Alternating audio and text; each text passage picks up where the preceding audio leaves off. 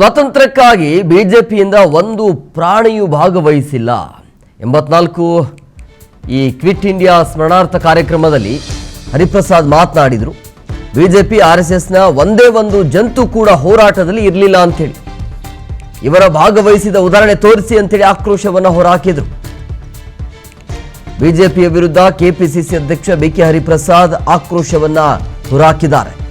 ಅಂದರೆ ಸ್ವಾತಂತ್ರ್ಯ ಹೋರಾಟ ಅಂತ ಬಂದಾಗ ಅಥವಾ ಸ್ವಾತಂತ್ರ್ಯ ಸಿಕ್ಕಿನಿಂದ ಇಲ್ಲಿಯ ತನಕ ದೇಶಕ್ಕಾಗಿ ಹೋರಾಟ ಮಾಡ್ತಿರೋದೇ ಕಾಂಗ್ರೆಸ್ನವರು ಅನ್ನೋ ರೀತಿಯಲ್ಲಿ ಮಾತನಾಡಿದರು ಬಿಕೆ ಹರಿಪ್ರಸಾದ್ ಅವರು.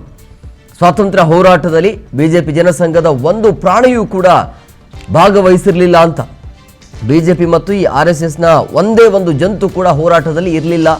ಸೊ ಇವರ ಒಂದೇ ಒಂದು ಜಂತು ಭಾಗವಹಿಸಿದ ಉದಾಹರಣೆ ಬೇಕಾದರೆ ತೋರಿಸಿ ನಿಮಗೆ ಎಲ್ಲಿದ್ದಾವೆ ಅಂತ ಹೇಳಿ.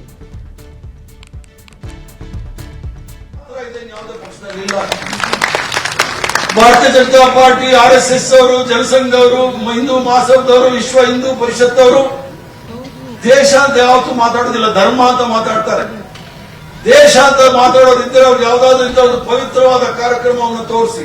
ಸ್ವತಂತ್ರ ಹೋರಾಟದಲ್ಲಿ ಯಾವ್ದಾದ್ರು ಒಂದೇ ಒಂದು ಪ್ರಾಣಿ, ಭಾರತೀಯ ಜನತಾ ಪಾರ್ಟಿಯಾಗಿ ಆರ್ಎಸ್ಎಸ್ ನ ಒಂದು ಜಂತು ಯಾವ್ದಾದ್ರು ಪ್ರಾಣ ಕಳ್ಕೊಂಡಿದ್ಯಾ ಅಂತ ನೋಡಿ ನಾವೆಲ್ಲರೂ ಸಹ ಗುಲಾಮರಾಗೋಣ. ಒಬ್ಬರೂ ಸಹ ನಮಗೆ ಸಿಗೋದಿಲ್ಲ, ಯಾರೂ ಸಹ ಸ್ವತಂತ್ರ ಹೋರಾಟದಲ್ಲಿ ಸಂಪೂರ್ಣವಾಗಿ ಇರಲಿಲ್ಲ.